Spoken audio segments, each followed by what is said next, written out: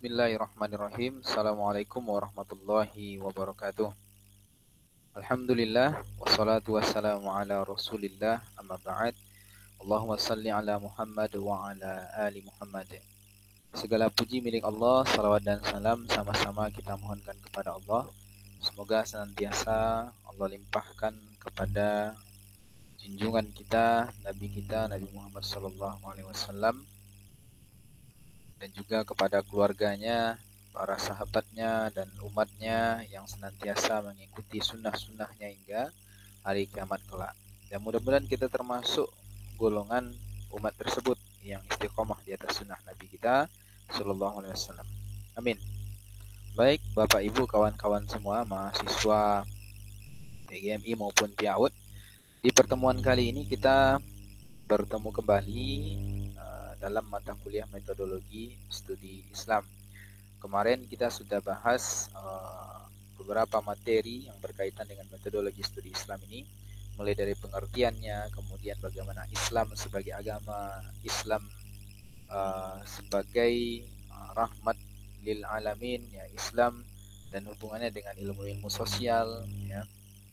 Nah, dan berbagai materi yang sudah kita diskusikan di kelas kita secara online.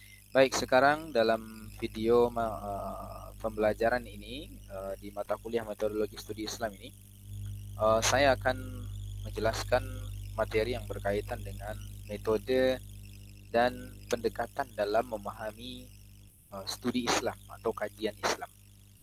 Baik, kawan-kawan semua, studi Islam adalah salah satu studi yang mendapat perhatian dari kalangan ilmuwan, ya, baik akademisi maupun praktisi, ya, karena studi Islam ini sangat erat kaitannya dengan kehidupan kita umat Islam dan juga perkembangan Islam ke depannya seperti apa, baik internal umat Islam maupun dalam hubungan umat Islam dengan umat-umat yang lainnya, ya, sehingga tidak bisa dipungkiri bahwa kajian Islam itu sangat dibutuhkan untuk menyelesaikan persoalan umat Islam maupun persoalan kehidupan umat manusia secara umum, ya.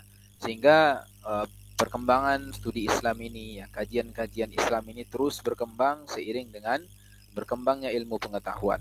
Karena salah satu karakteristik dari ajaran Islam adalah tidak terbelakang, tidak kolot, ya. Jadi ajaran Islam itu selalu up to date, ya, selalu sesuai, ya, selalu relevan dengan perkembangan kehidupan manusia, baik sejak zaman batu dulu sampai zaman modern, ya, mungkin sampai nanti zaman apa lagi, ya, neo modern mungkin, ya, setelah modern neo modern gitu. Nah, maka di perguruan tinggi, ya, kajian Islam ini, studi Islam ini merupakan mata kuliah dasar, mata kuliah wajib yang harus diajarkan kepada mahasiswa, apalagi pada perguruan tinggi Islam, ya, seperti kita di Sekolah Tinggi Ilmu Tarbiyah. Nah, kali ini saya akan jelaskan tentang bagaimana metode pengkajian Islam dan pendekatannya, ya, dalam memahami Islam sebagai agama dan ajaran Islam itu. Nah, pertama-tama yang perlu kita pahami dulu perbedaan penelitian agama dan penelitian keagamaan. Nah, ini perlu disadari karena perbedaan tersebut dapat membedakan jenis metode penelitian. Nah, dewasa ini memiliki banyak pandangan apakah ada metode penelitian agama dan penelitian keagamaan, ya. Pihak lain tidak mengakui perbedaannya dan berpendapat tidak perlu ada, ya. Maka bila seseorang peneliti bermaksud melakukan pengkajian terhadap agama, bisa menggunakan metodologi seperti metodologi sosial untuk mengkaji dan melihat seberapa jauh perbedaan pendapat atau pandangan secara bijak. Nah, untuk penelitian agama yang sasarannya adalah agama sebagai doktrin, pintu pengembangan metodologi penelitian tersendiri, ya, sudah terbuka, bahkan sudah pernah dirintis, ya, seperti ilmu usul fikih, ilmu lughah, ya, bahasa Arab dan lain-lain itu, ilmu hadis dan lain-lain itu kalau mempelajari agama sebagai doktrin, ya. Sementara kalau untuk mempelajari penelitian agama, ya untuk penelitian agama, keagamaan, ya bukan meneliti agama sebagai doktrin, tapi keagamaannya, ya kehidupan beragamanya yang sasarannya adalah agama sebagai gejala sosial, tidak perlu membuat metodologi penelitian sosial yang telah ada. Memang kemungkinan lahirnya suatu ilmu tidak pernah tertutup, tapi tujuan peniadaannya adalah agar semua ilmu jangan dibuat secara artifisial, ya, karena semangat yang berlebihan. Jadi memang berbeda ya, kalau meneliti agama sebagai doktrin itu yang kita teliti nanti berkaitan dengan apa namanya tafsir Quran, tafsir hadis, ya yang itu membutuhkan ilmu ya, seperti ilmu usul fikih, ilmu lughah bahasa Arab, ya ilmu hadis, ya, dan lain-lain itu. Nah, sementara kalau kita meneliti keagamaan, ya kehidupan keberagamaan dalam hal ini berarti itu mengkaji bagaimana hubungan agama dengan kehidupan sosial, ya kehidupan sosial. Ya artinya kan kita mengkaji di sini eh, kehidupan masyarakat atau umat beragamanya itu, ya dalam konteks sosial. Nah, eh, itu tentang metode, ya metode-metode pengkajian Islam, ya, sebagai penelitian keagamaan. Maka kita bisa pakai metode-metode yang sudah ada, ya bisa pakai metodologi barat, bisa, ya untuk mengkaji masyarakat beragama, ya. Kemudian yang kedua, ya bagaimana pendekatan dalam pengkajian Islam. Nah, ini lagi pendekatan dalam pengkajian Islam. Jadi dalam studi Islam banyak pendekatan yang kita gunakan, ya karena konteksnya adalah sosial, ya kehidupan sosial umat beragama. Maka beberapa pendekatan yang sudah ditawarkan oleh para ilmuwan, ya para ahli tentang bagaimana mengkaji Islam, ya sebagai suatu penelitian keagamaan. Yang pertama adalah pendekatan normatif namanya. Pendekatan normatif. Apa itu pendekatan normatif? Pendekatan normatif adalah pengkajian dalam pendekatan ini lebih kepada motivasi atau kepentingan daripada masing-masing agama tersebut. Selain itu, prinsip dasar dari pendekatan keagamaan ini bagaimana memahami teks-teks yang tertulis di dalam kitab suci masing-masing agama. Dalam pandangan Charles, pendekatan ini dibagi menjadi 3 macam, ya. Jadi pendekatan normatif itu pendekatan dalam mengkaji teks, ya dalam hal ini kalau di agama Islam ya Al-Quran dan hadis, ya dalam mengkaji teks, ya bagaimana pandangan-pandangan yang benar menurut teks tersebut, ya menurut Quran, menurut hadis, ya ini tentu berkaitan dengan ilmu tafsir, ya ilmu tafsir. Jadi bagaimana kemudian kita menerjemahkan atau menafsirkan Al-Quran, ya sesuai dengan petunjuk Nabi SAW, ya dan petunjuk Quran itu sendiri. Nah, ini namanya pendekatan normatif, itu mengkaji agama, mengkaji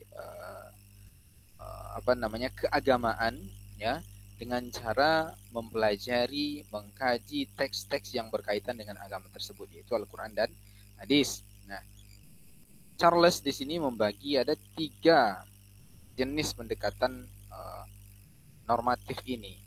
Yang pertama disebut dengan pendekatan filologi dan historis, ya. Pendekatan filologi dalam kajian Islam sudah digunakan cukup lama, ya. Pendekatan filologi sangat penting digunakan dalam pengkajian Islam, terutama dalam memahami naskah-naskah kuno peninggalan para penulis terdahulu. Ya, ini namanya filologi, ya. Jadi kita mempelajari hasil peninggalan naskah, ya tulisan dari ulama-ulama terdahulu tentang Islam, ya tentang keagamaan dalam Islam. Nah, tanpa pendekatan tersebut, maka manuskrip atau tulisan-tulisan kuno peninggalan para ulama itu akan sulit dipahami. Ya, selanjutnya naskah-naskah yang sudah diterjemahkan tersebut, baik dalam berbagai bahasa itu bisa disebarkan ke seluruh penjuru dunia untuk memanfaatkan dan digunakan dalam kehidupan sehari-hari. Jadi dalam pendekatan filologi dan historis ini kita mempelajari peninggalan-peninggalan, ya, karya-karya, buku-buku, kitab-kitab para ulama, ya, secara filologi, ya, dan itu tentu juga bernilai historis, ya, untuk kita gunakan dalam kehidupan kita, ya. Nah, karena karya-karya ulama terdahulu itu luar biasa, ya, mereka punya karya-karya yang sampai sekarang diakui, ya, bagaimana pemahaman mereka terhadap Islam, ya, terhadap ajaran Islam, ya, yang secara normatif tadi, ya, terhadap teks-teks Quran maupun hadis tadi itu luar biasa. Ya, misalnya karya tafsir Ibnu Katsir misalnya, atau karya dari Ibnul Qayyim Al-Jauziyah, karya dari Ibnu Taimiyah dan lain-lain, para ulama yang lain, banyak Al-Ghazali misalnya, tidak diragukan, ya, bagaimana pemahaman mereka tentang Al-Quran dan hadis. Dan ini perlu kita pelajari.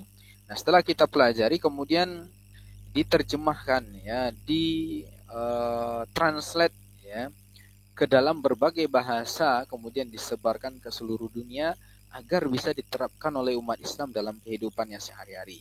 Ya, oke, ini filologi dan historis. Ya. Kemudian yang kedua,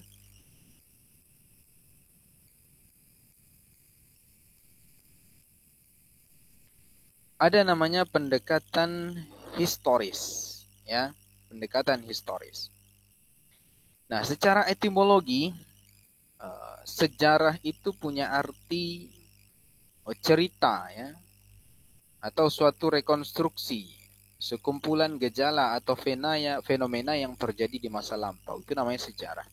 Jadi segala sesuatu, sejarah, peristiwa, fenomena atau cerita yang terjadi di masa lampau itu namanya sejarah. Ya, itu namanya sejarah.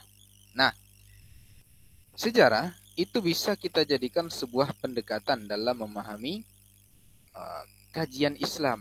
Ya, kenapa? Ya, kenapa? Begini,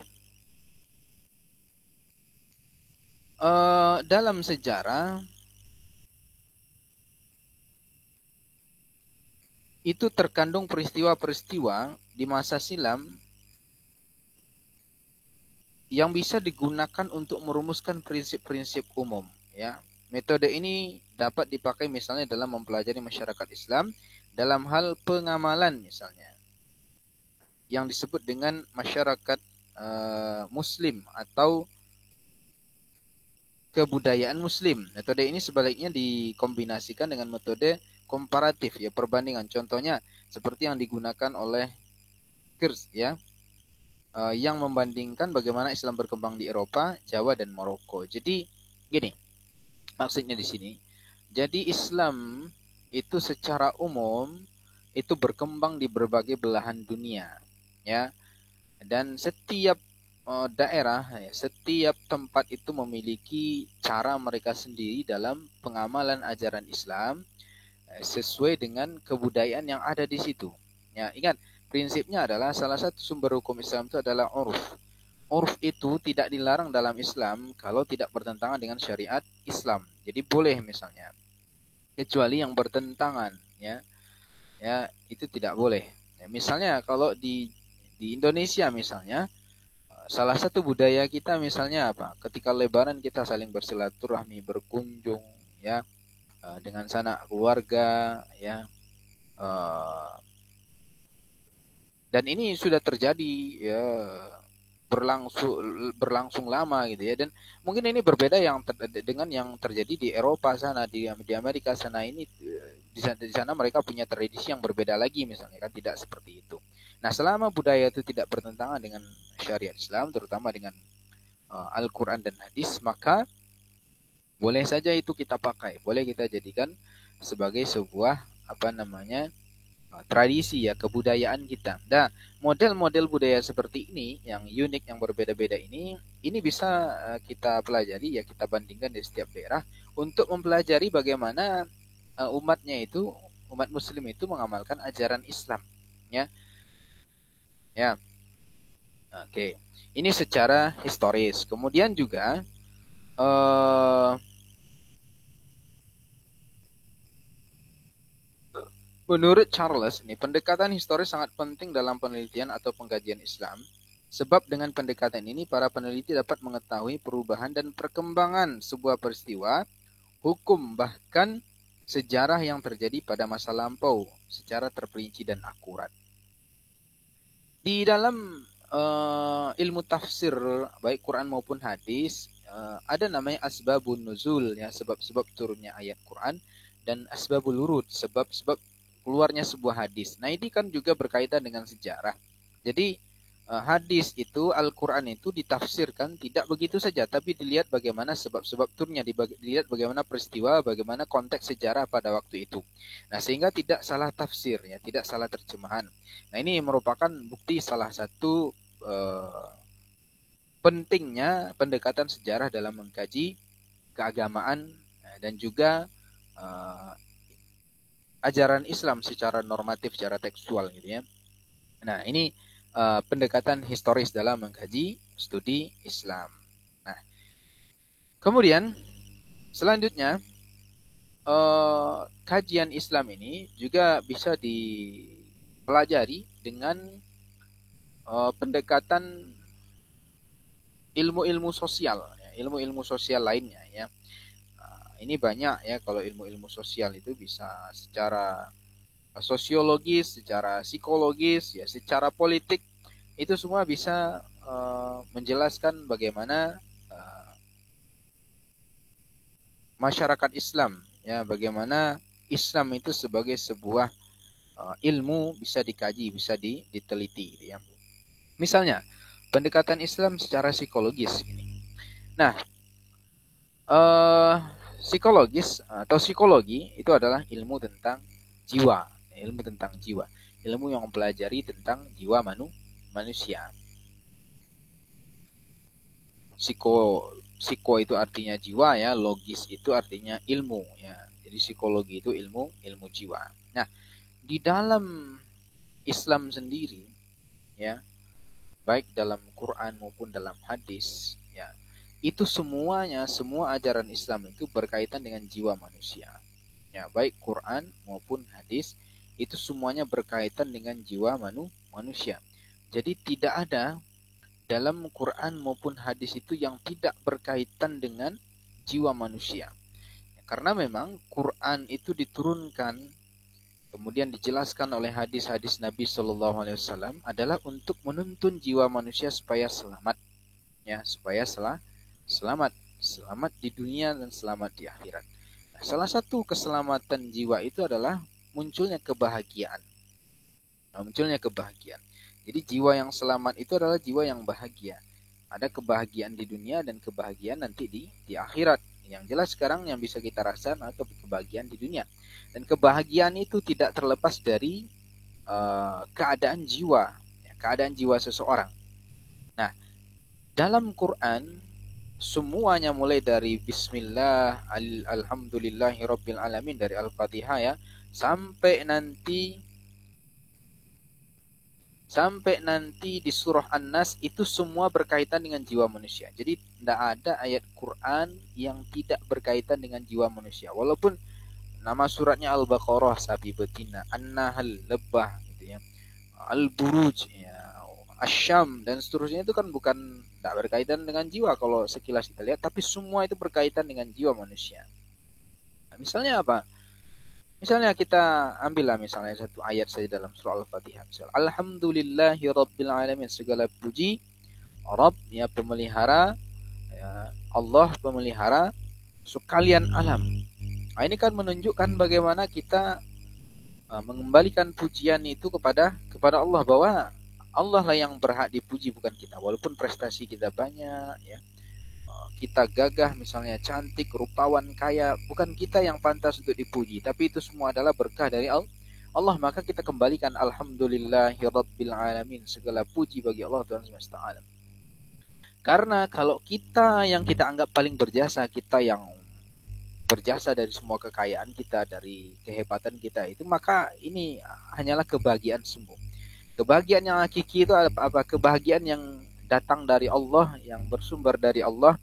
Ya, kita bahagia ya, karena diberi ya, bentuk rupa kekayaan dari Allah dan kita syukuri itu. Itulah kebahagiaan yang sebenarnya.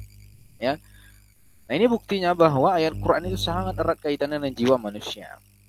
Dalam surah Al-Baqarah misalnya, ayat pertama Alif Lam Mim, Zalikal kitabu la raiba fi hudal lil muttaqin. Alif Lam Mim, hanya Allah yang mengetahui maknanya. Zalikal kitabu, inilah kitab, la raiba fi, tidak ada keraguan padanya. Hudal lil muttaqin, petunjuk bagi orang yang bertakwa. Ini kan sangat psikologis sekali. Bahwa dalam kehidupan kita, umat manusia ini, itu kita butuh petunjuk.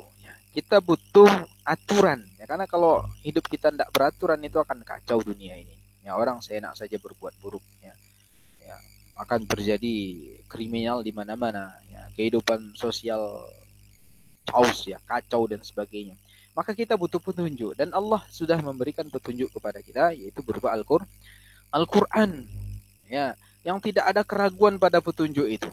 Dan petunjuk itu hanya bisa diambil oleh orang-orang yang bertakwa, yang takut kepada Allah.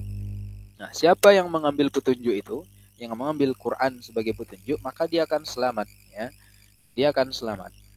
Ya, hidupnya akan tentram, hidupnya akan bahagia. Ya, makanya saya katakan sekali lagi bahwa semua yang ada dalam Quran maupun hadis semua berkaitan dengan jiwa manusia. Jadi tak ada satupun Quran atau hadis itu yang tidak berkaitan dengan jiwa manusia. Itu sebuah kemustahilan.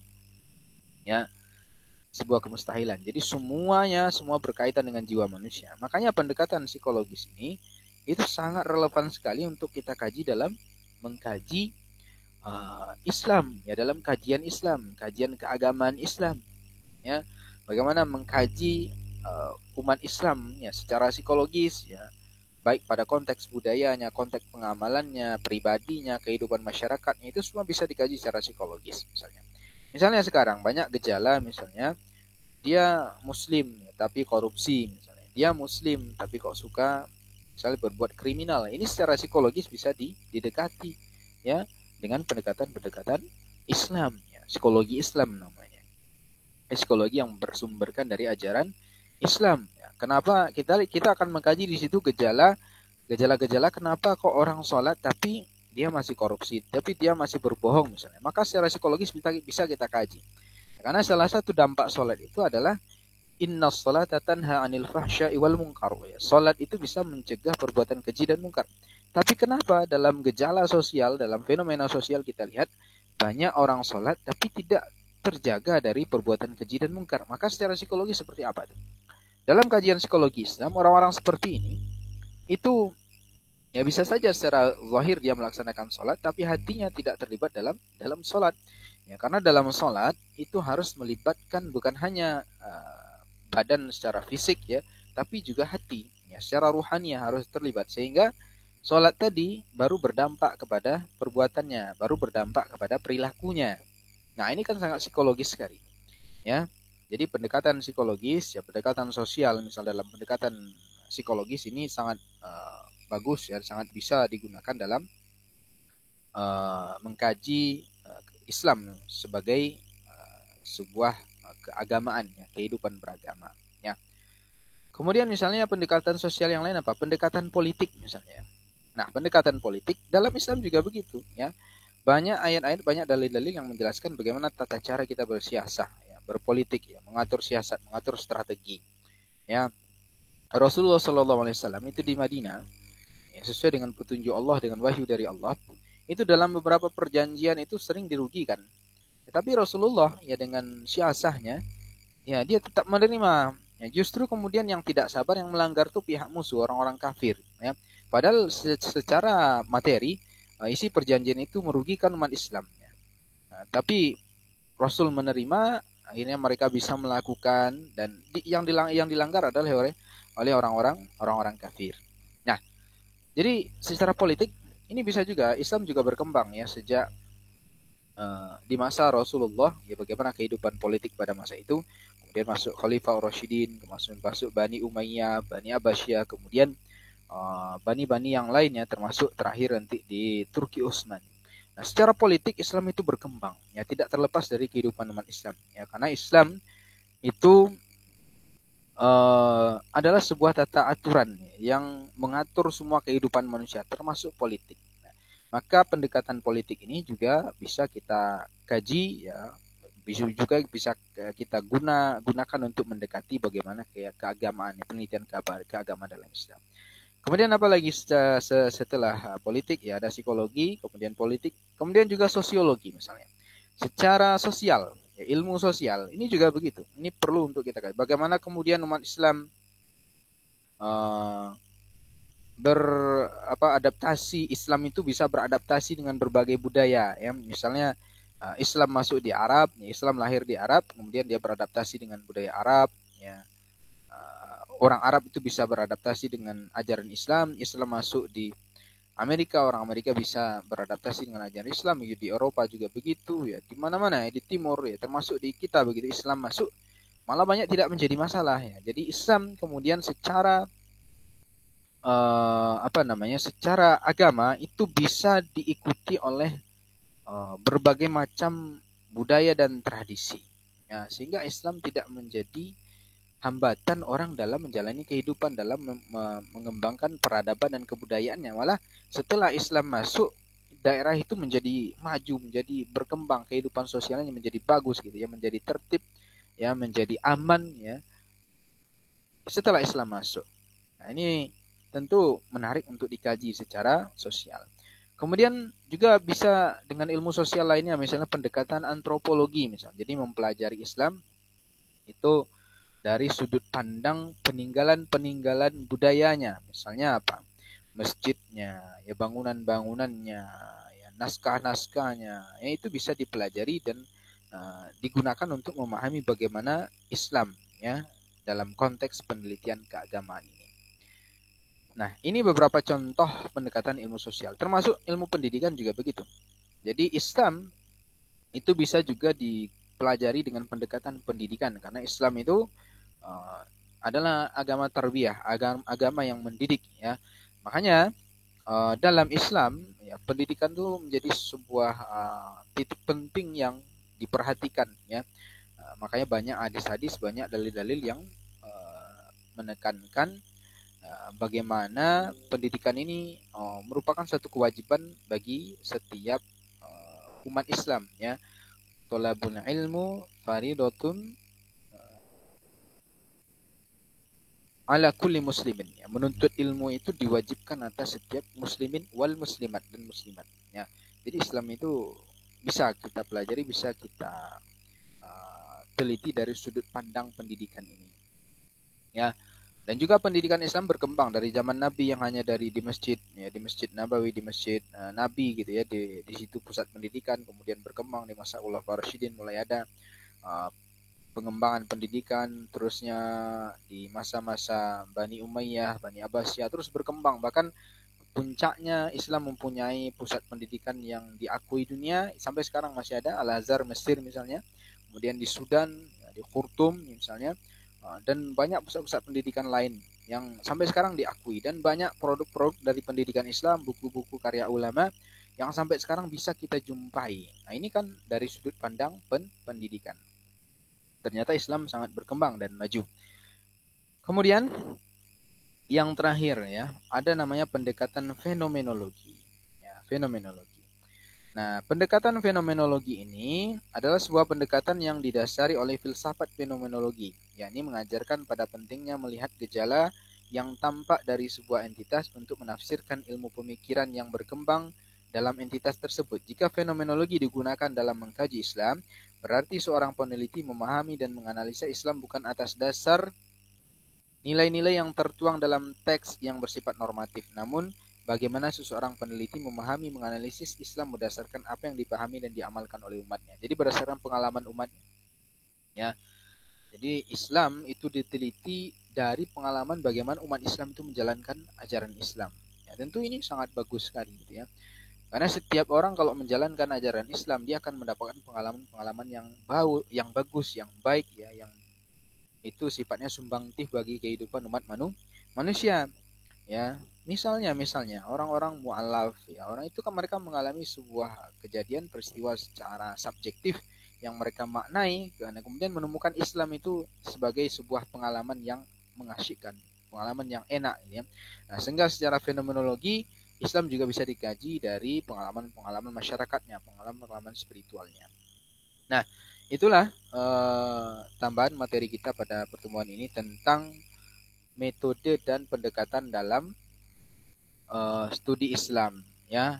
Ada beberapa pendekatan tadi, ada pendekatan normatif, ya, ada yang filologi historis, ada pendekatan historis, ada pendekatan ilmu sosial lainnya seperti pendekatan politik, psikologi, sosiologi, antropologi, kemudian ada pendekatan fenomenologi. Nah, silakan difahami, kemudian silakan buat kesimpulan dari video ini, kemudian silakan di-share di grup nanti sebagai absensi.